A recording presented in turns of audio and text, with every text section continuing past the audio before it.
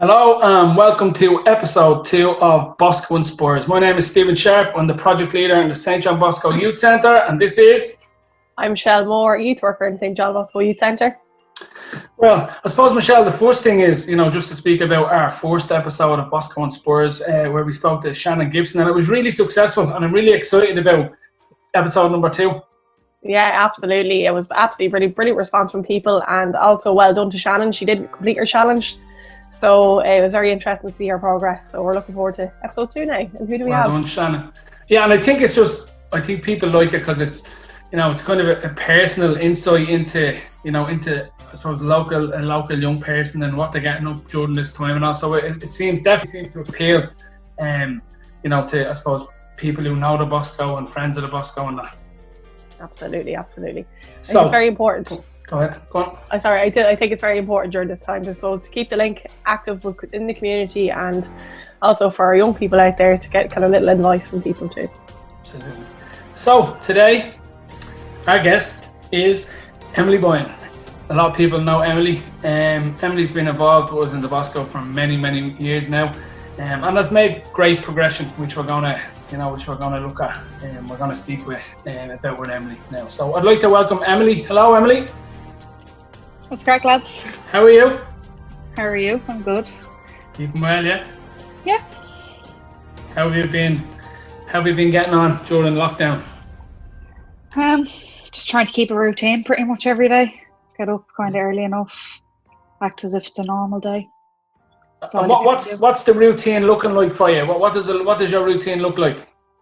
Well, most days up by 9, breakfast, then out to do a bit of exercise, do a bit of reading, maybe more exercise depending if it's nice weather or not, and then just kind of chill out for the evening. I wonder as a nation, are we going to be, obviously it's been really difficult and for people for so many reasons, whether it be loved ones being ill or people losing jobs, but I suppose it's always to look for, is there any positive in a situation? And I just wonder, as a nation, are we going to be a healthier nation? I kind of feel like we will, because even like I've always kind of kept my health in tick. I've done walks, I've gone on runs, but even just out on a daily basis, there's more people out jogging, there's more people out walking. So I kind of hope as a nation we become healthier, just because of stats wise, and maybe we'll kind of stop people getting obese in a way as well. Yeah. There was a doctor on news the other day, and he reckons that there will be a reduction in heart problems.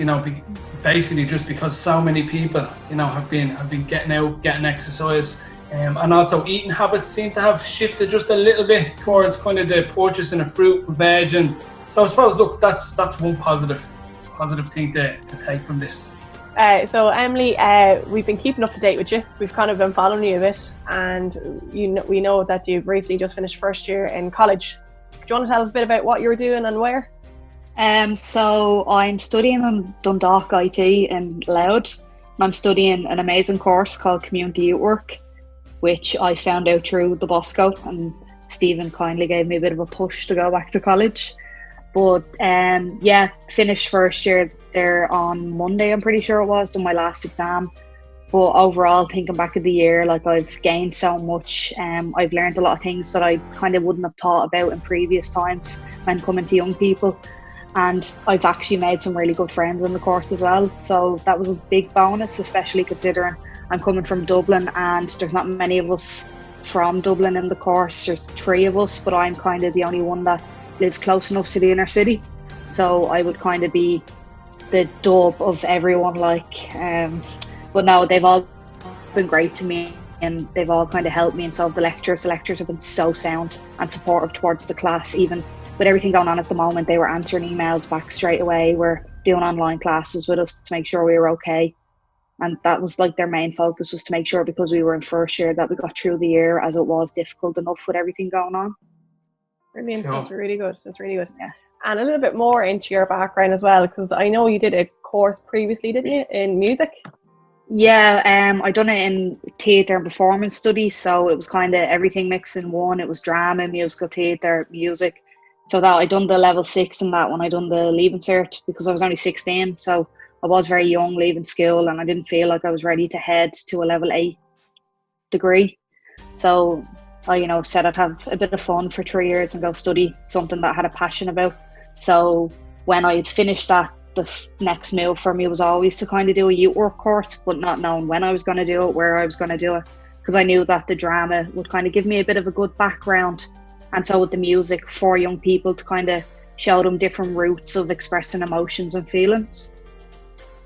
Absolutely. I think sorry, just to jump in there, I think what's cool, because there is a couple of courses, youth work, youth community courses around the country, but you're saying kind of the only dub in Dundalk, and it's interesting because like in the Bosco, in the youth work program, all of us, Michelle, Warren and myself, are all past students of Dundalk IT, having done the youth work degree up there. And it's pretty, it's pretty unique kind of having and it wasn't by, we didn't sit down and go, I'm going to get everybody from Dundalk, but it's just the way it's turned out. And I may say, Katrina and the gang are doing a great job up there, and it's a really, really good course. And we've noticed from, we just had a student this year from Dundalk, and just the quality, the quality of students coming from it is absolutely excellent. Just another one for you, Emily, as well. I don't want to go too much into your involvement in the Bosco, because we are working on another project that is going to trace back local young people's involvement in the centre over years and the impact it's had in their lives. So I don't want to go too much into that. This is not what this is about.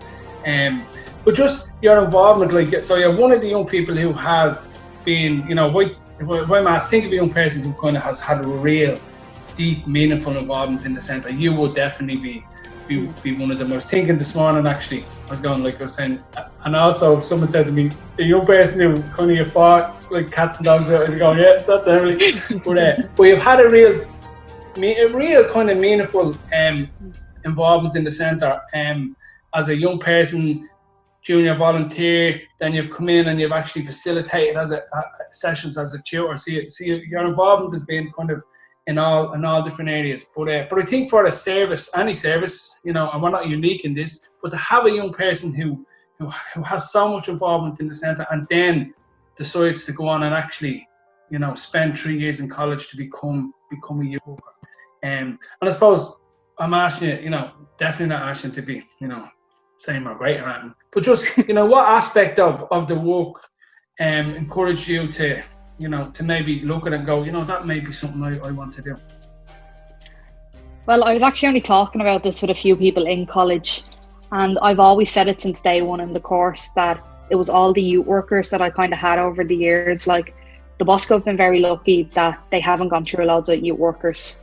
Like, I could probably only name 4 that have kind of been and gone, but I kind of would always look up to them, and yourself, of course, Stephen.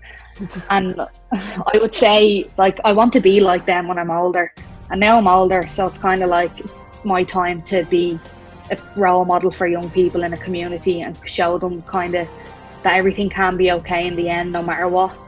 So that's kind of mostly what pushed me from the Bosco. And as well, obviously, the Leadership for Life program that I done with yourself, Stephen, that gave me a big push as well towards it.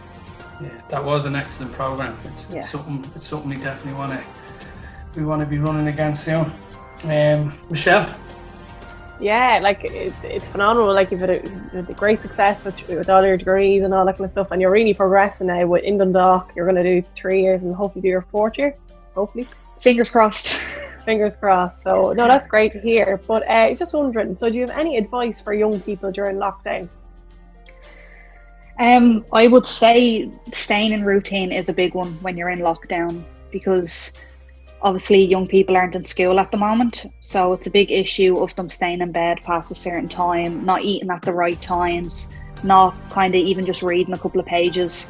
Like, I understand a lot of people are still doing classes and they're getting sent homework, but I mean, you're sitting at a kitchen table doing that all day, so maybe take half an hour out of your day, just go on a walk.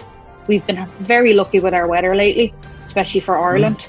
So that is kind of one advice I would give, is make sure you get up from the table and have a little bit of a walk around, just to remember that there is an outside life, and even a lot of people will probably be dealing with their mental health at the moment, especially young people. So my advice would be go outside, remember that there's always light, even when you're sitting in a dull room doing your homework or your work, there is a bit of light out there, and remember, like, you know, it's always at the end of the tunnel for you. Yeah. Thank you very much. It's funny you say you're talking about routine, and I had a conversation with someone yesterday, actually the day before yesterday, and they were talking about routine, but used actually instead of routine, a rhythm, having a rhythm in your life, you know, and it's funny because my last question before we finish up, I want to talk to you, ask you about your music, but you know, to find that rhythm, that consistency, you know, in your life, whether it be each day or whether it be on a weekly basis, you know, so that, you know, to be just consistent, you know, like you said, you know, getting up early in the morning, and some of these stuff that you said are key to mental health, you know, is having that structure, and I suppose a level of, you know, being responsible, you know, for your own physical and mental well-being, you know, and taking them actions as required. But yeah, so rhythm and music.